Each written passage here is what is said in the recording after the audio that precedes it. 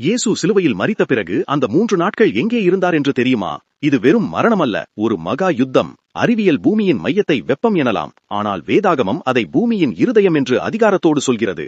மத்தேயு 12:40 இயேசு சொன்னபடி, யோனா மீன் வயிற்றில் இருந்ததைப் போல மனுஷகுமாரனும் பூமியின் இருதயத்தில் இருக்க வேண்டியிருந்தது. கல்லறை வெறும் வாசல்தான். இயேசு அங்கு தங்கிவிடவில்லை. அவர் நேராக பாதாளத்திற்கு இறங்கிப் போனார். பாதாளம் பாவிகளுக்கு பயம். ஆனால் இயேசு அங்கு ஒரு கைதியாக போகவில்லை. சிறைப்பட்டிருந்தவர்களை விடுவிக்கிற ராஜாவாக புகுந்தார். மரணத்தின் பயம் உங்களை வாட்டுகிறதா? அந்த மரணத்தின் இடப்பிடத்திற்கே போய் அதை நேருக்கு நேர் முறியடித்தவர் நம் இயேசு. இயேசுவின் வருகையால் பாதாளத்தின் கதவுகள் நடுங்கின.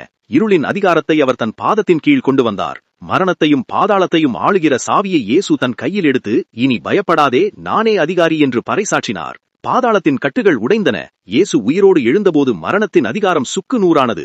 இதுதான் உண்மையான வெற்றி. இன்று உங்கள் வாழ்க்கையில் எந்த போராட்டம் இருந்தாலும் பயப்படாதீர்கள். பாதாளத்தையே ஜெயித்த இயேசு உங்களை மீட்க காத்திருக்கிறார். இயேசுவின் இந்த அதிகாரம் உங்களுக்கு நம்பிக்கை தருகிறதா? அப்படியென்றால் இப்போதே இதை மற்றவர்களுக்கும் பகிருங்கள். மரணத்தை வென்ற இயேசுவே என் ராஜா என்று நீங்கள் விசுவாசித்தால் கமெண்டில் இயேசுவே என் ராஜா என்று எழுதுங்கள்.